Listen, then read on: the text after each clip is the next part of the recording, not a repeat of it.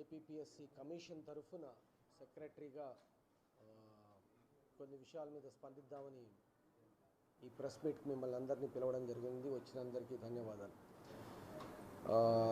గత వారంలో గ్రూప్ 1కి సంబంధించి హైకోర్టు నుండి జడ్జ్మెంట్ వచ్చింది. ఆ జడ్జ్మెంట్లో వాళ్ళు ఏపీపీఎస్సీ డిజిటల్ ఇవాల్యుయేషన్ కాదు, మళ్ళీ మాన్యువల్ ఇవాల్యుయేషన్ చేయించి 3 నెలల్లో మళ్ళీ రిజల్ట్స్ ఇవ్వమని చెప్పడం జరిగింది. ఆ హైకోర్టు తీర్పుని మేము గౌరవిస్తూ అదేవిధంగా మాన్యువల్ ఇవాల్యుయేషన్తో వెళ్దామని కమిషన్ నిర్ణయం తీసుకుంది. దీనికి 2-3 కారణాలు. ఒకటి, ఏపీ హైకోర్టు ఆనరబుల్ జడ్జ్ గారు కూడా డిజిటల్ ఇవాల్యుయేషన్ పద్ధతితో వాళ్ళు ఏమీ తప్పుపట్టలేదు. బట్ మీరు నోటిఫికేషన్ ఇచ్చిన విధానము, దాని తర్వాత మార్చిన విధానము, అది ప్రొసీజర్ కొంచెం ప్రాపర్గా లేదు కాబట్టి మీరు ఈ విధంగా చేస్తే బాగుంటుంది అని వాళ్ళు చెప్పడం జరిగింది. మేము ఆ తీర్పుతో గౌరవిస్తూ మేము ఆ విధంగా ముందరికి వెళ్ళడానికి నిర్ణయించుకున్నాం. సో డిజిటల్ ఇవాల్యుయేషన్లో ఆల్రెడీ 2 సార్లు చేయడం జరిగింది. ఇది ఇంకొకసారి చేయడంతో ఇది ఆల్మోస్ట్ 3 సార్లు చేయడం జరుగుతుంది.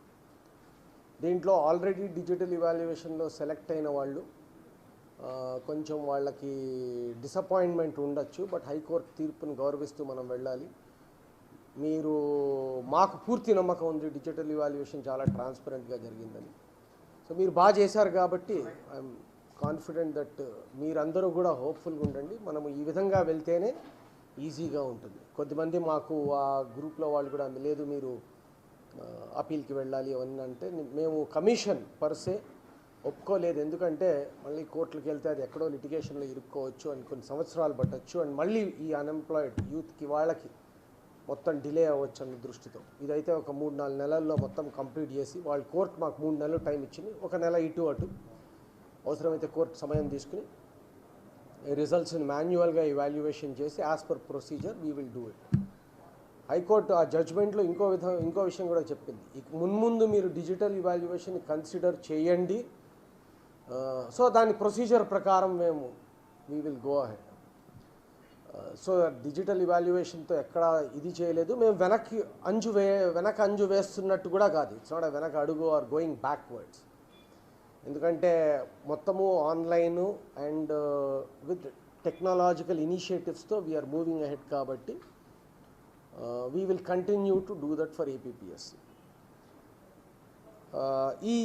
ఈ ఎగ్జామ్ డిజిటల్ ఇవాల్యుయేషన్ వచ్చిన తర్వాత కొన్ని 2-3 విషయాలు రావడం జరిగింది. దీంట్లో కొద్దిమంది ఏపీపీఎస్సీలో సెలెక్ట్ కాలేని వాళ్ళు యూపీఎస్సీలో సెలెక్ట్ అవ్వడము,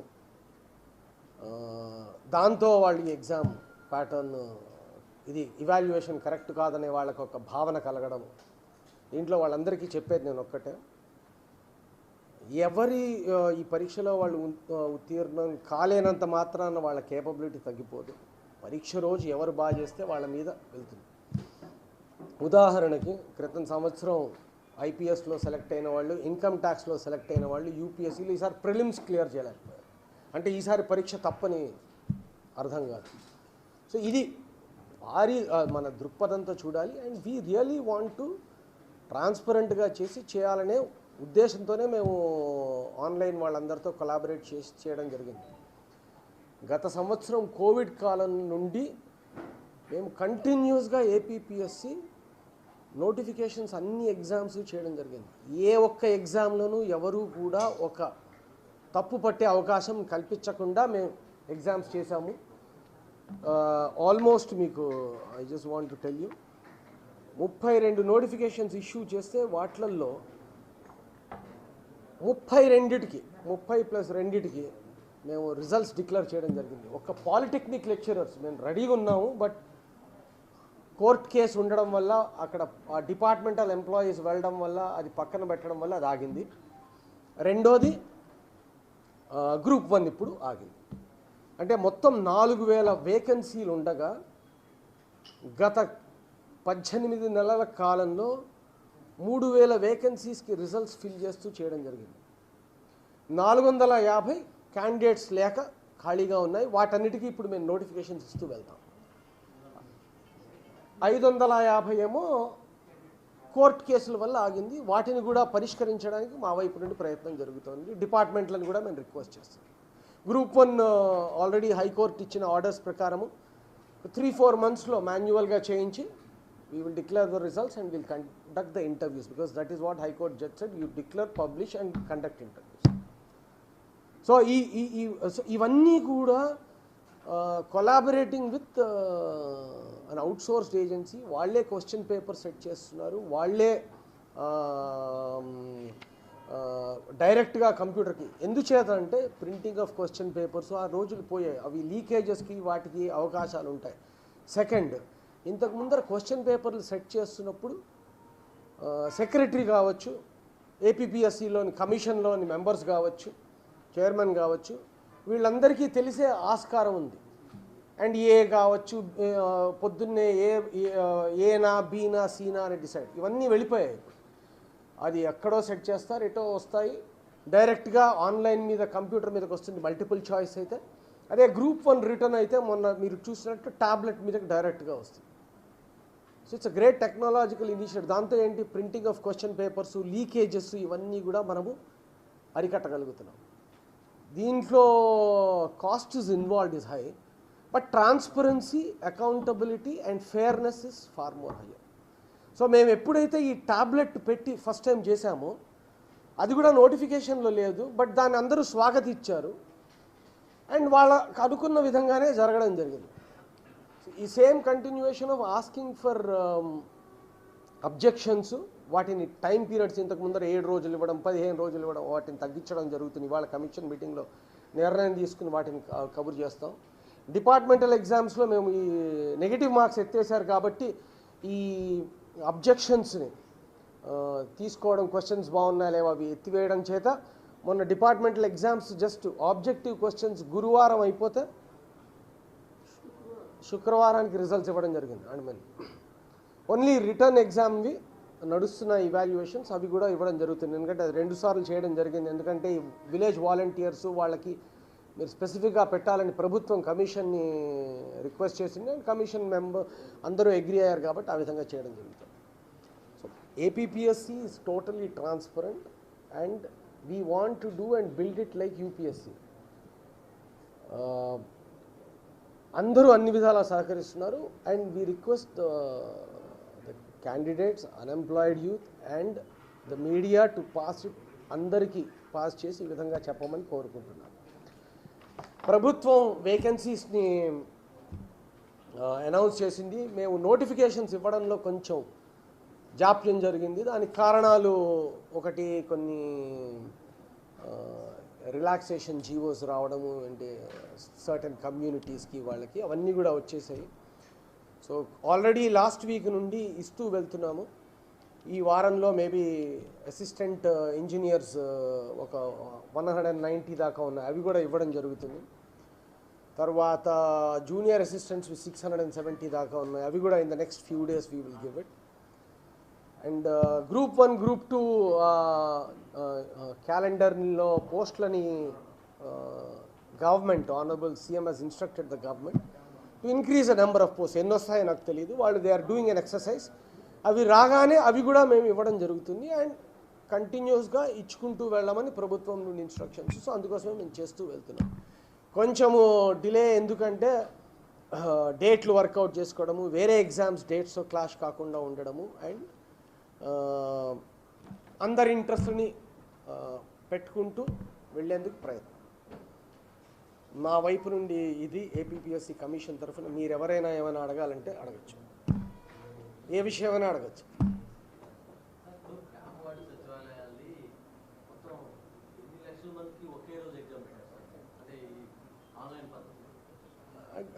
మొన్న 3 రోజుల్లో చేశాం కదా, అంటే రకరకాల డిపార్ట్మెంట్లు ఉన్నాయి.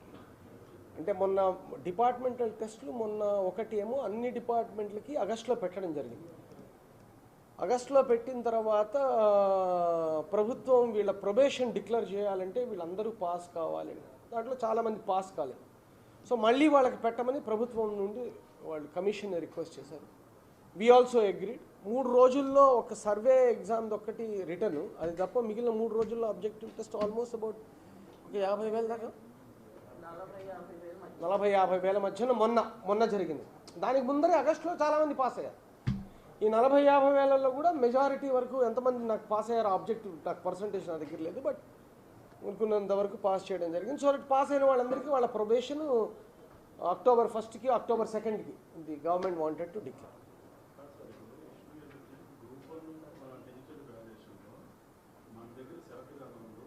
బేసిస్ మీద వాళ్ళు కోర్టుకు వెళ్ళారు. కోర్టుకు వెళ్ళి దాంట్లో వాళ్ళు డిజిటల్ ఇవాల్యుయేషన్కి సంబంధించి చాలా రకరకాల వాళ్ళు ఆరోపణలు చేశారు క్యాండిడేట్స్. కోర్టు రెండే విషయాలు చెప్పింది. ఇన్ఫ్యాక్ట్ కోర్టు మీరు జడ్జిమెంట్ చదువుంటారు, నేను కూడా చదివాను. మీరు నోటిఫికేషన్లో ప్రొసీజర్స్ ఫాలో కాలేదు అంటే మేము మొదటి నుండి చెప్పుకుంటూ వస్తున్నాం.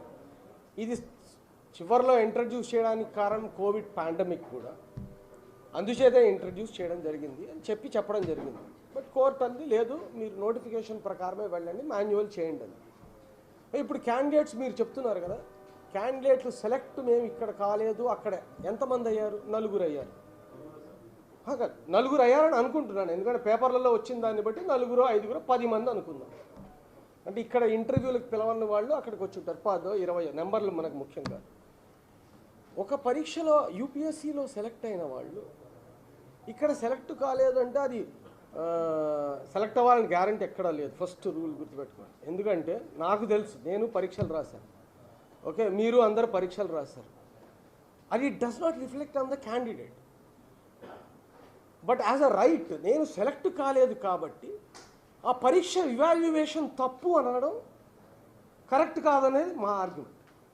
అండ్ కరెక్ట్ కూడా కాదు. ఇప్పుడు మనం స్కూల్లో కూడా తీసుకుంటే ఏ పరీక్ష అయినా, మీరు ఏ పరీక్ష అయినా తీసుకోండి, మాన్యువల్లో ఒక టీచరు ఒకరోజు కరెక్ట్ చేసింది మళ్ళీ 6 నెలల తర్వాత చేస్తే వేరే మార్కులు వేస్తారు. మీ ఓన్ స్కూల్లో కూడా దానికి ఏం లేదు. దానికి కారణం ఏంటి? క్యాండిడేట్ బ్యాడ్ అయిపోవడానికి లేదు, టీచర్ తప్పు చేశాడని కాదు. 2, ఎన్నో పరీక్షల్లో ఐఐటీలో సెలక్షన్ వస్తుంది, మన ఉస్మానియా ఇక్కడ స్టేట్ ఎంట్రన్స్లో రాదు. That doesn't mean that state entrance is a bad exam, or ఆ రోజు ఎవరు బాగా రాశారన్న బట్టి వస్తుంది.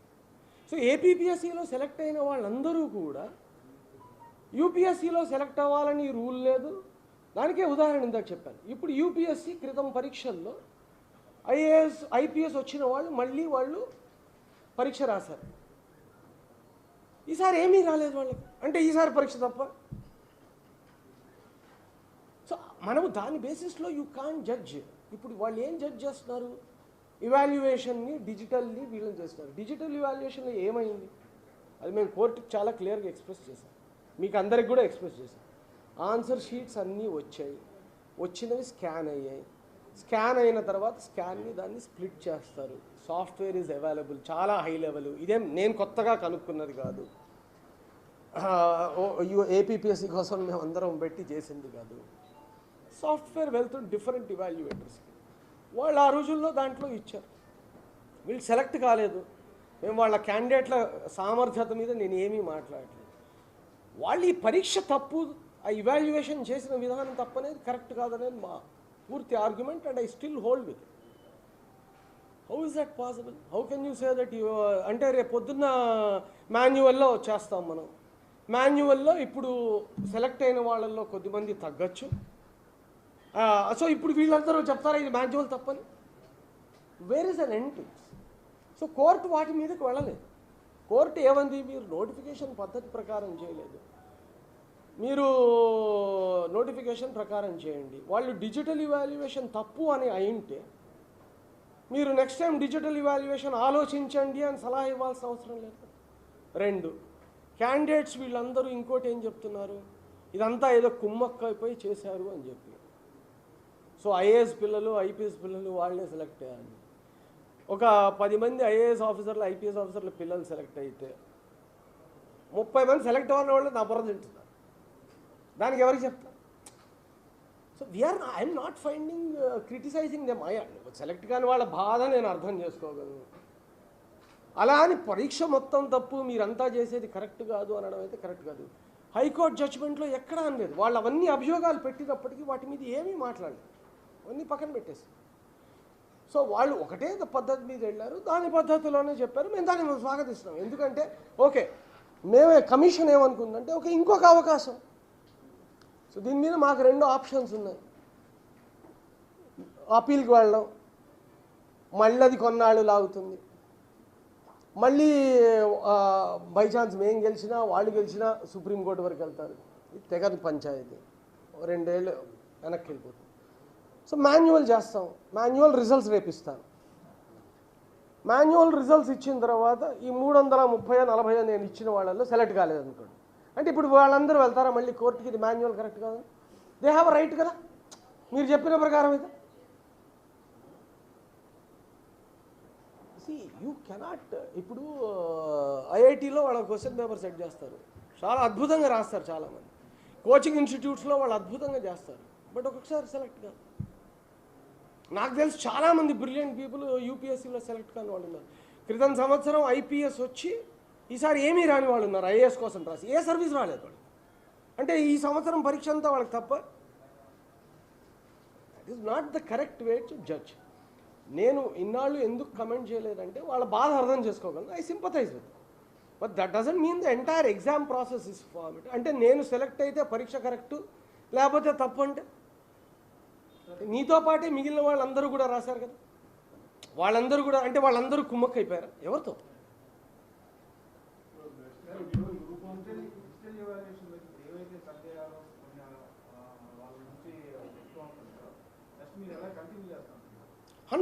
Court it self said go head. అంటే వాళ్ళ సందేహాలు ఏంటో వాళ్ళు ఉదాహరణ నేను చూశాను. వాళ్ళు ఏమంటున్నారు, మాకు చూపించండి, ఆన్సర్ షీట్లు పెట్టండి, మాకు మార్కులు పెట్టండి. అవన్నీ it's not possible. Commission will not agree to any of these things. Know where it is done. You will put the marks. ఇంకా మీ ఒక ఆన్సర్ షీట్ నేను రాస్తానండి, మీరు ఒక విధంగా ఎవాల్యుయేట్ చేస్తారు, ఆయన ఇంకో విధంగా ఎవాల్యుయేట్ చేస్తారు, సాంబశివరావు గారు ఇంకో విధంగా ఎవాల్యుయేట్ చేస్తారు. అవునా కదా? అంటే ముగ్గురు కరెక్ట్ చేశారనా తప్పు చేశారా? ఏది కరెక్ట్? సో ఆన్సర్ షీట్స్ పెట్టండి, మా మార్కులు చూసుకుంటాం, that is not correct. That is not appropriate, and the commission in principle also will not accept it. Where transparency vishal antara, whatever is the digital evaluation process we will explain like we have explained it to the court. We will explain it on the website.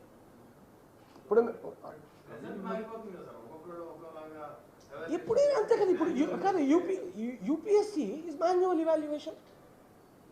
UPSC వాళ్ళు ఎవరి ద్వారా చేస్తారో వాళ్ళు normalisation process వాళ్ళు ఎవరిని పట్టించుకోరు, and that is how it should be. వాళ్ళు ఇప్పుడు ఇక్కడ సెలెక్ట్ కాని వాళ్ళందరూ వెళ్ళి యూపీఎస్సీకి మేము సెలెక్ట్ కాలేదు, క్రితం సార్ ప్రిలిమ్స్ రాసాము అంటే యూపీఎస్సీ పట్టించుకుంటుంది అనుకున్నారా? ఇక్కడ అన్ఫార్చునేట్లీ వాళ్ళు ఏదో డౌట్ పడుతున్నారు ప్రతిసారి యూపీఎస్సీ మీద. ఇప్పుడు మీరు ఎంతమంది రాశారు వాళ్ళని అందరినీ అడగండి, ఒక్కొక్కళ్ళని ఇండివిజువల్గా తీసుకుని. మేము ప్రిలిమ్స్లో సెలెక్ట్ కాలేదు అంటే వెళ్ళిపోయి వేసేస్తారా?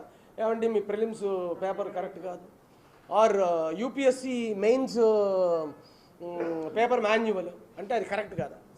There is no end to it. నాకు వస్తుందో లేదో నేను ఎట్లా చెప్పగలను? డిజిటల్ మాన్యువల్ చేయమని కోర్టు ఇచ్చింది, will follow it and we will look at it. Any answer sheet it can be corrected by any one. You can bring from any one to any one. Same నేనే ఒక 6 నెలల క్రితం correct చేసిన దానికి 6 నెలల తర్వాత correct చేసిన దానికి మార్పు ఉంటుంది. అదే మాన్యువల్ ఇవాల్యుయేషన్. మరి మీ టీచర్లు మీరు స్కూళ్ళల్లో చదువుకున్నారు, మీకు అందరికీ తెలిసిన విషయం. అదే మార్కు వేస్తారని మీరు వేయగలరని మీరు గ్యారంటీ చెప్పగలరా?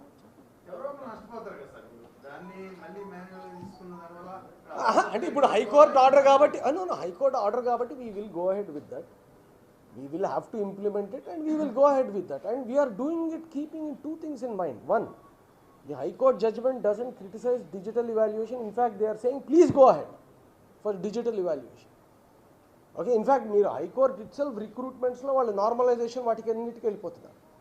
So they are also progressing ahead with technology. They have not said don't do that. We will only go with digital evaluation.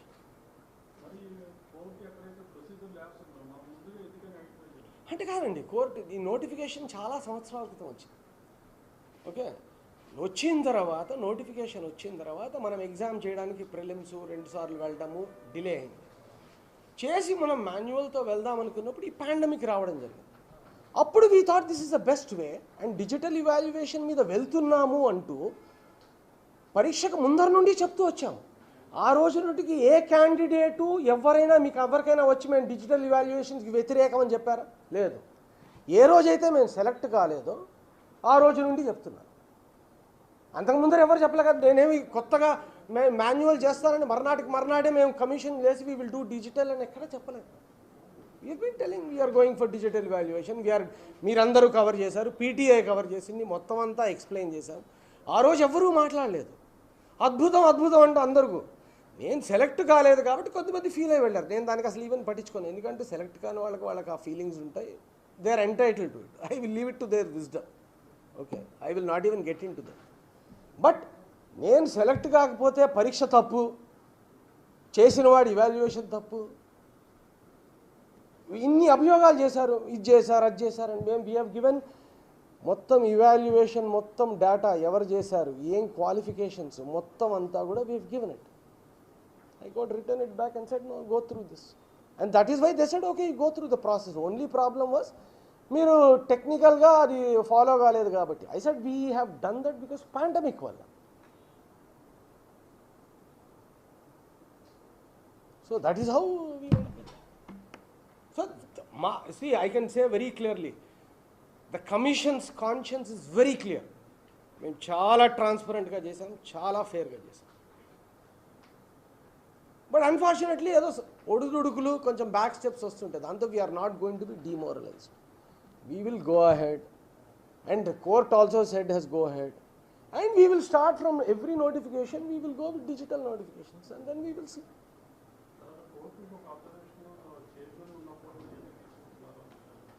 I do not wish to comment about the internal functioning of it. Okay.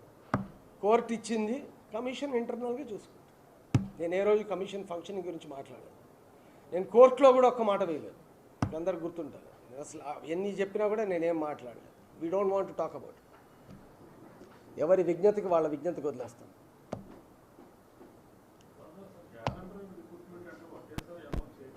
మీరందరూ అర్థం చేసుకోవాలి, ఒక ప్రయత్నం జరుగుతోంది calendar ఇవ్వడానికి. ఇది ప్రథమంగా. మీరేమంటున్నారంటే ఇది ఆల్మోస్ట్ ఇప్పుడే మొత్తం అంతా పర్ఫెక్ట్గా వచ్చేయాలని. 2, క్యాలెండర్ ఇచ్చి డేట్లు నేను ఇవ్వడానికి ఇబ్బంది. ఎందుకంటే 2 కారణాలు. ఇది ఆన్లైన్ ఎగ్జామ్స్ అన్నీ. ఈ ఆన్లైన్ ఎగ్జామ్స్కి సెంటర్స్ బుక్ చేసుకోవాలి. సెంటర్స్ బుక్ చేసుకోవాలంటే ఈ ఆన్లైన్ సెంటర్స్ ఎవరితో మేము కొలాబరేట్ చేస్తామో ఆ సెంటర్లు రకరకాల ఎగ్జామ్స్కి ముందరే బ్లాక్ అయి ఉంటాయి. సో ఆ డేట్లు తీసుకోకుండా ఇవ్వలేము. సో వాళ్ళు చదువుకునే వాళ్ళకంటారా, వాళ్ళు డెఫినెట్గా చదువుకుంటున్నారు, వాళ్ళకి కావాల్సిన సమయం ఇవ్వడం జరుగుతుంది.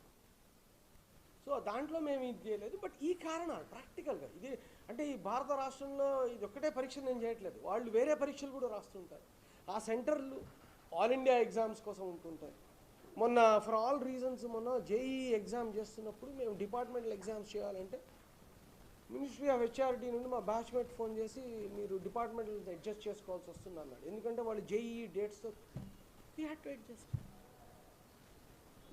డేట్లు ఇచ్చి కూడా లేదా మేము చేయము, మేము పట్టించుకోమంటే టీమ్ స్పిరిట్. అందరితో కలిసి వెళ్ళాలి తప్ప నా ఇష్టం వచ్చినట్టు నేను చేసుకుంటూ వెళ్తానంటే ఎక్కడవుతుంది.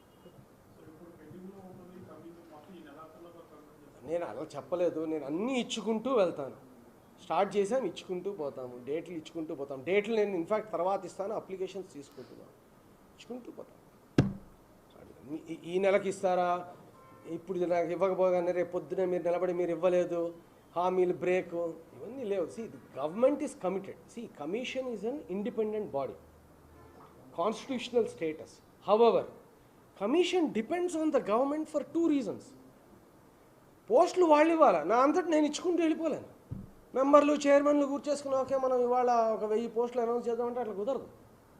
The vacancies have to come from the government. వాళ్ళు చేస్తున్నారు. వాళ్ళు దెన్ వచ్చిన తర్వాత డేట్లన్నీ అందరితో కోఆర్డినేట్ చేసుకుని చేయాలి. You must understand that Covid పీరియడ్లో 3000 పోస్టులు అక్రాస్ ద కంట్రీ ఎవరు ఇవ్వలేదు. Across the country. ఎందుకంటే నేను రాసి వేరే కమిషన్స్తో మాట్లాడాను. We are not saying it is our responsibility. It is our responsibility without a single complaint. Even group 1 me question paper మీద ఎక్కడా ప్రాబ్లం లేదు. ఆన్సర్ మీద సెలెక్ట్ కాని వాళ్ళు దే ఆర్ థ్రోయింగ్ డౌట్స్ అని. దానికి ఏముంటుంది. అండ్ నేను యూపీఎస్సీ ఫస్ట్ టైం రాశానండి, నాకు 584 వచ్చింది. ఓకే, నేను I wrote with sociology and Telugu లిటరేచర్లో చాలా తక్కువ వచ్చింది. ఓకే, ఇంకొద్ది మందికి ఎక్కువ వచ్చింది. అంటే నేను తెలుగు లిటరేచర్ రాసిన వాళ్ళ ప్రొఫెసర్ తప్పని చెప్తాను. నెక్స్ట్ టైం ఆప్షనల్ మార్చుకున్నాను, రాశాను, ర్యాంక్ వచ్చింది, అయిపోయింది. We never use to think like that. దాని మీద నడుస్తుంది already. As of now the GO ఇచ్చింది, దెర్ ఆర్ నో ఇంటర్వ్యూస్. గవర్నమెంట్తో మాట్లాడాలి కొన్ని విషయాల మీద, మాట్లాడుతుంది. Already as per the GO there are no interviews. నేను సజెషన్లు ఇవ్వడానికి ఇక్కడ లేదు. We're going to implement commission కమిషన్ని తీసుకున్న నిర్ణయాలు ఇంప్లిమెంట్ చేయడం అంతేనా. On behalf of the commission, that is I'm speaking. Government Panchamanchi already the honorable CM has instructed, they are working on it. And group 1 group 2 rendu అని నాకు తెలియదు. సరే నేనే చెప్తున్నాను, గవర్నమెంట్ ఇవ్వాలా, వాళ్ళకి వాళ్ళ ఓని ఉంటాయి, వాళ్ళంతటా వాళ్ళే. ఇప్పుడు గ్రూప్ 1 రెవెన్యూ వాళ్ళు ఇచ్చేసుకుంటూ మేము ఇన్ని ఆర్డీఓ అని చెప్పలేదు.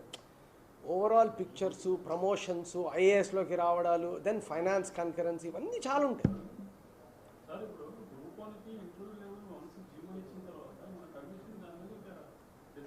ఏం లేదు కదా, commission has no discretion. That's why I said commission is a constitutional body, but we're dependent on the government. బడ్జెట్కి మేము గవర్నమెంట్ మీద డిపెండెంట్, మా అంతటా మేము ఏదో రెవెన్యూ రేజ్ చేయట్లేదు. Whatever money comes do it to the government.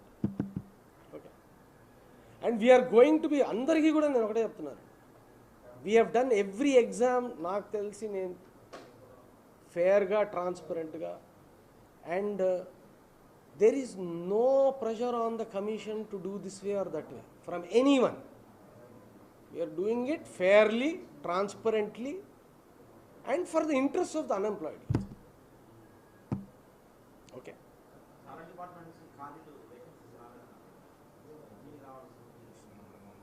వస్తాయి అవన్నీ. నువ్వు కావాలంటే మళ్ళీ నన్ను కలిసి ఆ డీటెయిల్స్ అన్నీ తీసుకోవాలి, నేను ఇవ్వలేను. Okay, thank you all, thank you so much.